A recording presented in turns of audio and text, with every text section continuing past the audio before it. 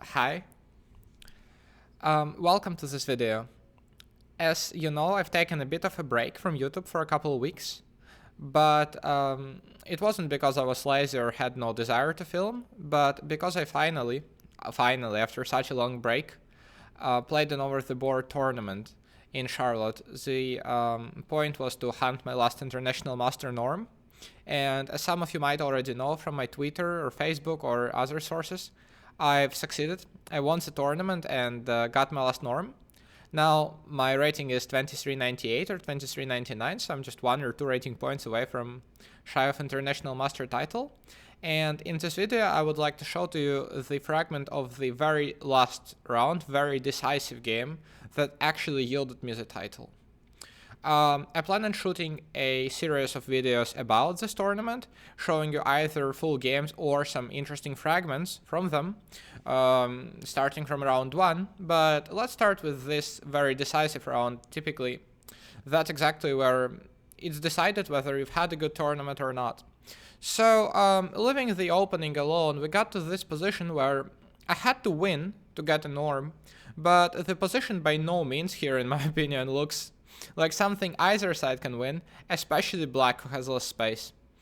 Thankfully, my opponent, who could otherwise have probably tortured me a little bit with the major pieces still on, did not really want to play for a win, and he decided to continue quietly and just trade everything.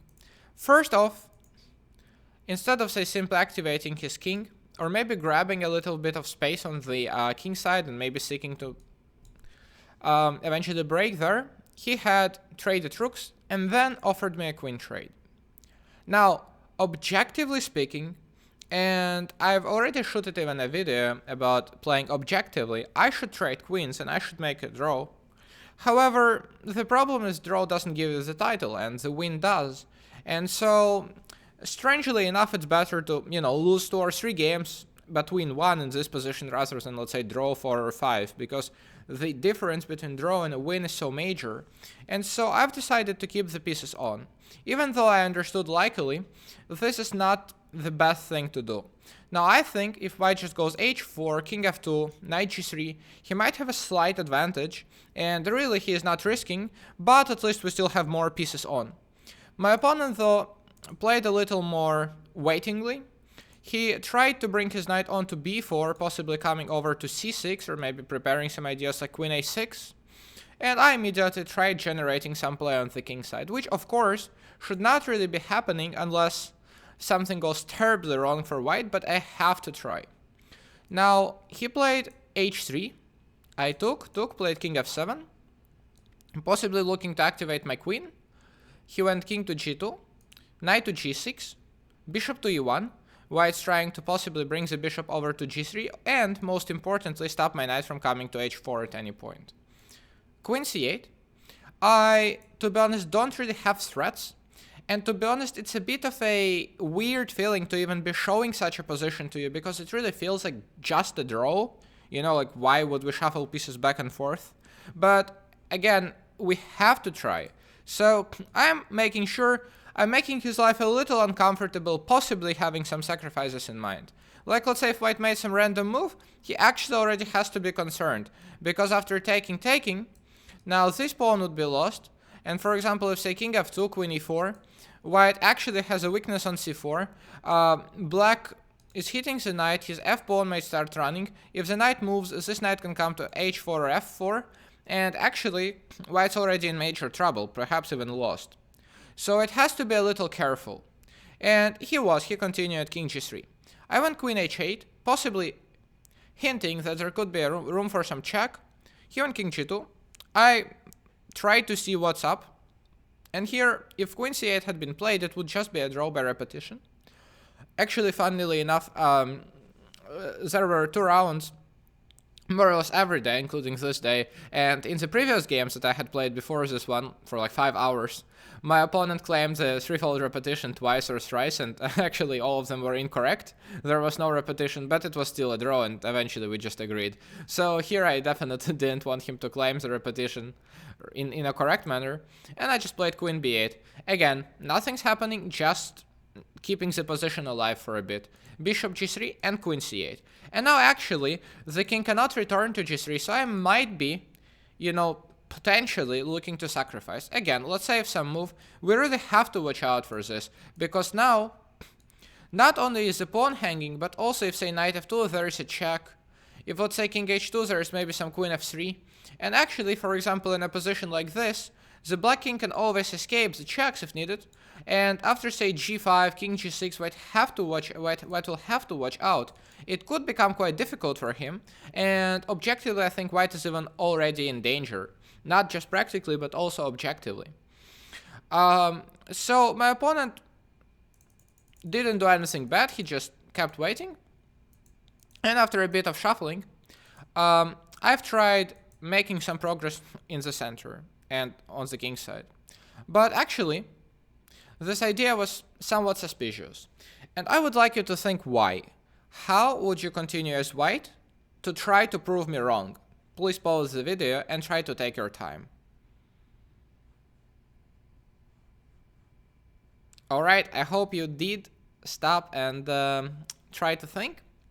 So, in this position, I am looking to simply go f4 and grab space, and if I manage to, of course, I'm by no means winning, but probably I'm making some progress and I'm making the position a little more complicated. But white had a couple strong ways to react. One was to go queen a1, the point being that if f4, unfortunately now that my queen is being x-rayed, my opponent can just take, and I'm simply losing. I cannot take back, and I lost a key pawn. And if let's say I make some other move, whatever, say queen h6, white might be able to either come over here, or say if I play some random move like say queen h7, there might be threats again with queen a7, but also there are always ideas with f4, when white is simply breaking through in the center, and even if let's say I am to win a pawn or something, I would probably just resign soon after say bishop g5, the position's kind of falling apart with queen f6 coming, with e5 coming. So in fact what I did was kind of very suspicious. But to be honest, I felt quite comfortable making this move because I felt my opponent was just looking to draw. He was not having a good tournament, even though he's a very talented player. And so I felt if we make it more complicated, he might collapse at some point. Even though, again, objectively, he should be doing good. But white played queen a7, which is also fine. And here perhaps I had to go queen c8. But I definitely did not want him to ever be able to activate his bishop via h4. That was not something I was interested in. And by the way, here white might even have such a funny trick as c5, the point being that if dc5, then white takes this key pawn. And if bc5, b6 takes, white is suddenly winning the pawn on d6, and suddenly my position is actually starting to fall apart. But I continue at f4, which was very consistent, but unfortunately not good. Please take your time. How would you continue as white here? Make sure to take enough time because the position's by all means critical. The opponent definitely didn't really bother to think hard or think twice, and he just retreated, which was exactly my goal. But actually I just crossed the borderline with this move and had white taken on c7. After fg3, well, of course he cannot take the bishop because after queen h2 check it's mate, but actually he can just take this pawn. Now white has two pawns for a missing piece and he is attacking these two, and if let's say bishop e8, he can simply grab one pawn, and if let's say some move he can simply do whatever, say knight d3 or knight h3, and black has no attack really, and in fact white is about to just move his queen out of the way and just win this pawn. And suddenly, I really did end up crossing the line and I'm just lost here. So this was, this would have been a very unexpected turn of events for me. I understood it must have been a little risky, but to be honest I did not see how gravely, you know, how bad it was, and thankfully my opponent didn't either. He retreated, but after queen c8 I actually grabbed a lot of space and restricted his bishop, and now black has an idea of going g5, activating his knight and maybe doing something else, as we will see. Now I've improved my knight and improved my king, and this is by all means the critical moment of the game. Again, as usual, I would like you to think, take your time, how to continue with the black pieces. Can we try to make some progress here? Alright, I did not have to think twice here. We need to win, and I'm not trying to, break the reality objectively. I am simply looking to improve my position in an objective manner already, and I played bishop takes on g4. The point being that, for example, after such a trade, we get two very powerful pawns for a missing piece, and the white king is extremely open, and so I thought, at worst, I would always have some perpetual check. Even if the white queen went ahead and gobbled my entire queenside, I would always have a perpetual check. The white king is very weak. And on the other hand, if I'm getting, more lucky than this, then maybe this pawn could even queen, or create mating threats. My opponent played queen a6, and now, after a bit of massacre, let's not get in too much detail here, we both could have played better. I got 3 pawns for a piece, and now I'm about to either play g4 or maybe take this pawn. So white decided to give up a piece, but return the piece, but activate his queen and collect a bunch of pawns. And this is another critical position where if you are a stronger player, or a weaker but, less experienced but very ambitious player, I would like you to take quite a lot of time and try to explore the position as much as you can. First of all, what do you think the evaluation is? And secondly, how should we continue as black? Here, of course, you need not just a move but a variation. And now I'm about to share my thought process with you.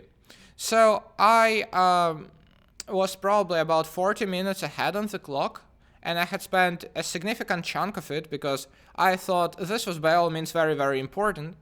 Now, at first I was initially planning to go knight c4, but then at some point, with, to be honest, quite a bit of a horror, I realized that if, let's say, white goes queen c8, king g3, bishop f2, I've seen a very funny line like this, where at the end I end up losing a queen. And now, I totally don't have to do this, I can go king h2, and my king is actually escaping the checks because I have king g2 now, and there is no checks, and next up I'm just winning, I'm just mating. But I thought this was a little bit uncomfortable given white also has the move queen e6, and if king g3 check, and if, for example, king h2 check, and if king g2, now there is queen g5, so I cannot do that, I'll have to go queen h3, and calculate moves like queen g5, and calculate some other moves like bishop g1, and I didn't really feel like doing this, so at first I've inserted a couple checks, trying to make sure first of all my queen doesn't hang in any line, and secondly possibly that the squares on f2 and h2 are defended. Now I brought the knight in, and long story short, after some checks, I've eventually found one of the ways to win. Now, the threat is to just go king h4, king g3 and mate white. So now if white played d7, for example, king g3, and mate is unstoppable, so my opponent tried checking me a little bit, but at this point he is already completely lost. Check, king e3, check, f3, queen g3. And this is a very interesting position, which is really probably the final point where I have to make some conscious effort. At first, I was very interested in the following line, and it's an easy line to calculate, but still I had to check it. Queen e1, takes, and it's clear that the white pawn promotes. But does black have counterplay maybe? For example, check, and now king f3, d7, g4, d8 queen, and g3. Now, if I had one more move, it would have been mate. But unfortunately, as we know, chess is a tragedy of one tempo, and the move is definitely lacking here, black is just lost. But it's a good variation to calculate, because I know that if I somehow manage to win this tempo in the future, I will be able to win this game, due to this mating pattern. And so, after a bit of thinking and calculating moves like queen d3 or queen e2 or whatever, king e4, I've eventually found the very beautiful idea g4. The point is that, of course, white cannot take, it's just going to be mate in 1. The white queen now no longer has any checks. White definitely cannot do anything. And so my opponent played queen g1. If he went e5, that was my idea, to win a tempo here. And after a check, now I'm actually on time to checkmate white in the following manner. For example, d7, g3, d8 queen, g2. Of course, this would not have happened in a game between two titled players, but I would have loved to become an international master thanks to a checkmate with 2 pawns versus a full queen. But that definitely is not something White was interested in. So White tried giving me a check, but I just escaped. Now I got this key pawn. White managed to check me a little more, but my king is perfectly safe, and there's no stopping of both queen d3 and g3, g2 or f2 with mate. So my opponent did something, but now I'm just trading queens and finally queening. And at this point he resigned, and I won the tournament and got the last norm. As you can see, this game was definitely by no means a high quality, one-way kind of type of game where I just outplayed him without giving him any counter chances. Frankly, I just went through a borderline and could have easily lost if my opponent played precisely at some point. But I still thought I wanted to show it because it definitely, in my opinion, illustrates how uncompromising and how tricky a fight in the decisive rounds can get, and that oftentimes psychology, for example, say me understanding my opponent clearly wants a draw, and thus me being able to take more chances and maybe more risk, is a very, very interesting aspect of chess success, a very important component of chess success. So I wanted to show this rather important fragment from arguably the most valuable game so far of my chess career to you guys, and I'm about to be uploading more videos about this tournament. I would greatly look forward to hearing your comments on this, and I'll see you in the next video. Thank you for watching, make sure to subscribe and like the video.